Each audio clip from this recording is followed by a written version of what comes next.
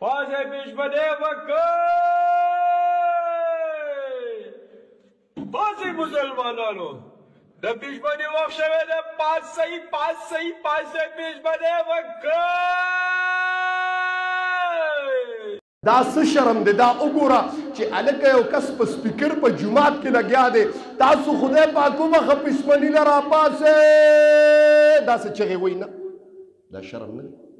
په جومات کې خندا نه شوه پیشبني پسې، په منځونو پسې خندا نه شوه محترمو، په روجو پسې خندا نه شوه. زه خو عبادات نشم کولی، کمزور یم. قسم دی د خدای په عباداتو پسې مې خنداګانې شروع کړې. دا وګوره، زه وایم ګوره لرې نه دی د الله عذاب. وګوره د فلسطین مسلمانانو ته محترمو، قسم دی چې په ځمکه پسې ماشومان ژبې راکاږي، خوراک دپاره څه نشته. وګوره هغه یو ویډیو مې وکته، اوړه ترې توی شوي، یو ماشوم ښتې دی په اوړو پسې ژبه راکاږي. قسم دی ماشومان جاړي، ماشومان یتیمانان شو، بې مور او بې پلار شو. ای بچې د مور د ګېډې د پاسه ملاس دی، ګورې بچې د مور سینر وي او مور یې مړه ده. محترم وګوره، پلاران د خپلو کتره د 5-6 کالو ماشومانو سرونو ته ناست دی، د یو نه محترمو، د 5-6 ماشومانو په یک وخت سرونو ته ناست دي. محترمو وګوره د خپلو بچو، ستا په بچي که درد راغی نو ستا څه حال دی؟ نن د فلسطین حال ته وګوره، دا هم د جناب محمد رسول الله امتیان دي، دا هم زمو ستا په شان باندې 2 غوږونو او 2 لاسونو والا او کلمه ګو دي. محترمو دا هم زما د پیغمبر امتیان دي. وګوره دغه پې راغلی دی. محترمو څه پې راغلی دی؟ د الله نیوله پې راغلی ده. څه قسم د فلسطین اوار نشه د ځمکې سره. هغه بلډینګونه چې فخرونه به یې پې کول، هغه بلډینګان نن د ځمکې سره اوار نشو. زه تا ته یو جمله وایم محترمو، چې دا عالم زما رب په فلسطین باندې راوستی شي، چې ماشومان کتره ماشومان د 8 میاشتو او د کال د 5 د 9 کالو ماشومان په خاورو پسې ژبې راکاږي، د لوږې د وجې نه او کاسې یې داسې نیولې، په شورواګانو اوبو پسې کاسې ګرځي. ستا څه خیال دی چې پاکستان زما رب ته نه ښکاره کېږي چې په پاکستان کې کوم عالم دی؟ وګوره څومره بربنډتیا شروع شوه په دې فیسبوکونو باندې، څومره بدعملۍ شروع شوه. زما لوله خویندې څومره بربنډه شوې په دا فیسبوکونو، او زه ورته ناست یم او ګورم ورته، او فقط اوه جی دا خو ډېر بد وشو. د سترګو تسکین ته حاصلوم او ویم یاره جي ډېر زیات بد وشو. ته دا بلاک کولی نشي محترمو، ته دا په زړه کې بد نشي ویلی چې داسې دي. محترمو ستا څه خیال دی؟ وګوره د بالاکوټ چې کومه دغه وه، د بالاکوټ چې شپې له اوده شو صوبایي، ټول بالاکوټ په پاکستان کې د ځمکې سره اوار نشو. هغه خلک چې کروڑپتیانو صوبایي چې راپاسېده، د وخت مسکینان او فقیران نه پانسېده. ولې ستاسو څه خیال دی چې زما رب ته موږ نه ښکاره کېږو؟ ان بطش ربک لشدید. الله وایي که زما پکړ در باندې راغی، زما د عذاب نه ویریږي.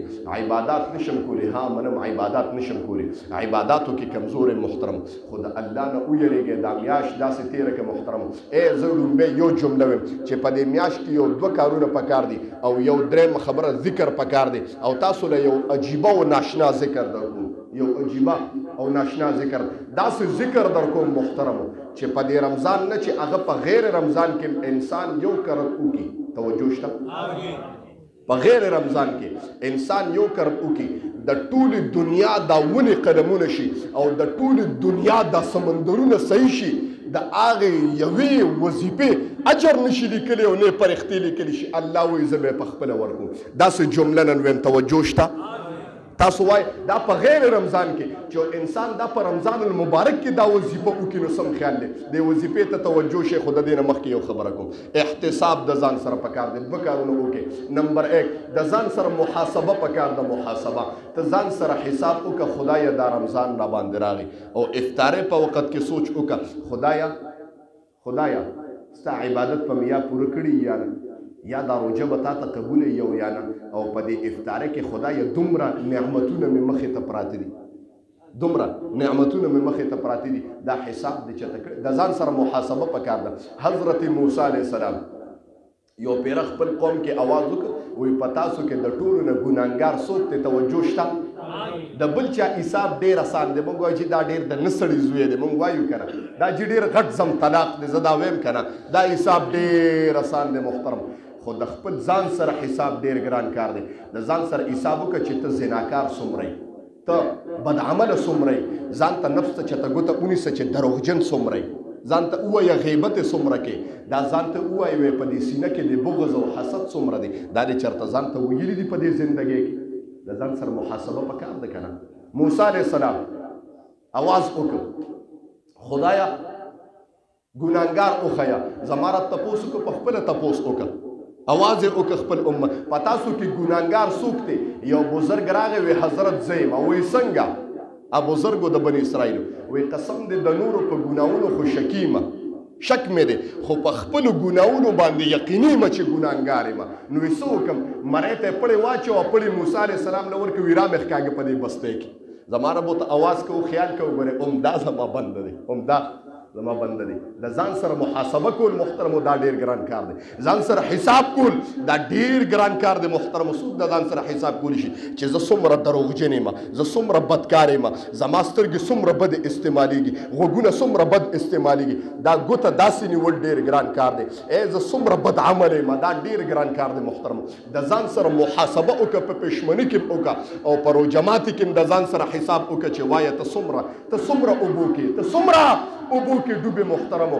نمبر 2 دا میاشت ګویه صله رحمۍ والا میاشت ده د مسلمان سره صله رحمي وکړه د چا زړه چې چا سره امداد نشي کولی خو بالخصوص په دا رمضان المبارک کې د یو مؤمن او د جناب محمد رسول الله صلی الله علیه وسلم مبارک د امتی زړه درنه چرته درد والا نشي ځکه الله وی دا مخلوق زما کومبه ده او فاحب الخلق الی الله ما ته محبوب ترین په تاسو کې هغه ده چې زما د بندګانو سره محبت کې گویا چې بني اسرائیلو کې یو عابدو आवाज یې وکړه د هغه ملاقات له به خلک له پخوا به خلک بزرګانو له اوس خلک ملاقات له آرامیانو له ځي توجه شته پخوا به ملاقات له بزرګانو له چیرې چې دی به دعا وکړي او دعا به زما په کار شي بچي به بوتله چې زما بچي عالم شي دیندار خلکو له بتله اوس زناکار او شرابیانو او ډاکوانو وزیرانو له خلک ځي یعنې چې سیب سره مې ملاقات وشي سیب سره ملاقات وشي نن دا عالم دی خفه کېږو به نه جي خفه کېږو به نه د موستا دا عالم دی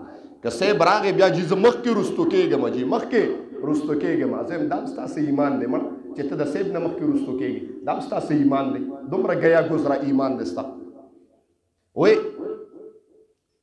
الله خدایه زما ملاقات له خلک راځي او ما سره مینه ده خدایه دا خلک زما ملاقات ته راځي او دغلته یو کنده غونتې ده یو ډیرې غونتې دی او په هغې دا خلک راوړېدی نشي نو موسی علیه السلام ته ووی که یا د دغه زمانې یو پیغمبر چې خدای ته ووایه که دا کار دی دا شی د نو پیدا کړی دا غونډس کې د نو پیدا کړی نو ښه به وه دې خلکو ته به تکلیف نه وی موسی علیه السلام ته زما رب آواز وکړي دې بنده ته ووایه چې ته زما د اولیاو په لیست کې وي بره ما ستا نوم په خپلو ولیانو کې لیکلو خو تا زما په تخلیق باندې اعتراض وکوي ډایرکټ مې د اولیاو د دغه نه کوز کړي درجې نه کوز شو موسی علیه السلام راغی ډایرکټ هغه بزرګ ته ووایي هغه ډېر خوشحاله شو په سجدې شو شکرونه ایستل هغه وایي هلکه څه چلو شو د ولایت نه رجي نوم کوز شو نوم دې کوز شو ته شکرونه وایي قسم دې تذکره مې کوم ځای شوې ده نو تذکره مې بره په اسمان شوې ده او خدای د ما نوم اغوښتی دی نو په دې خوشحاله یم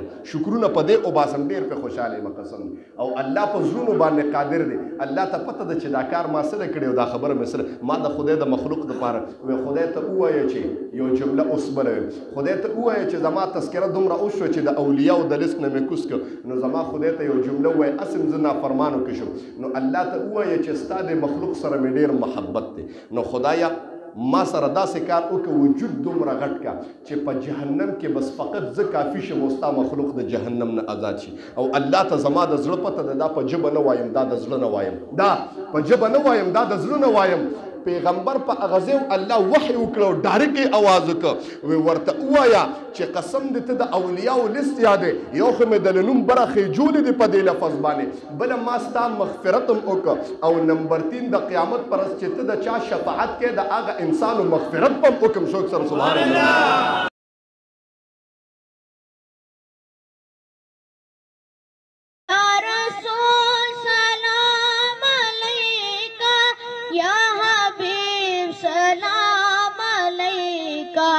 सलाम